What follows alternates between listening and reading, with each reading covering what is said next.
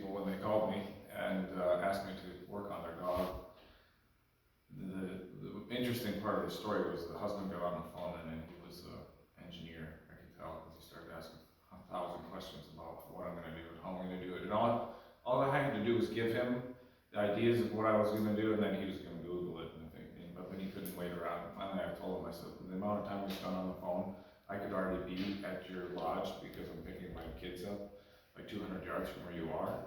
And so then he handed me back to his wife, and she apologized for him. And I drove there. It was this old shepherd. They got in the car. I didn't explain to him all the body function stuff, and it had a whole bunch of bowel issues on the drive from Texas, and it was okay. It always had this limp, had a slight limp on the right side, but then once they got there, they really couldn't walk. They took it to the vet, and they gave it anti-diarrheal things and stuff like that. But every third step or so it would fall down in the hind end, and so it was ruining their vacation, and they were all really upset because they thought they put their dog down. And it was probably the first time after doing the top and bottom parts of the course that I worked on a dog like that. And I did its atlas, and I adjusted an A.C.E.S on one side and the lateral apex and sacrum, and then it walked a little bit better. And I said, well, bring it into my office. I think it was the next day at noon, because theoretically I can't work on dogs because I'm in Colorado again.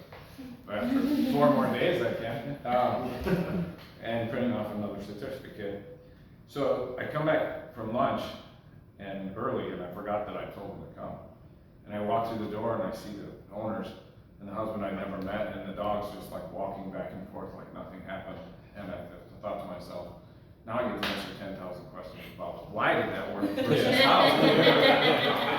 And then she said, well, it looks pretty good. And she's like, we need you to do that again. I said, well, maybe we don't. Well, let me check it. So there was a little bit in the height.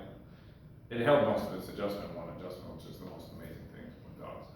And so I did a tiny bit more, and then they called me 5 days later from there to go back to Texas and said the dog's great. We got on the A.C.E.S website, we found all these people. They live in Dallas. And the slight limp that it had for the year and a half before before it got really bad, also went away. So, there you go.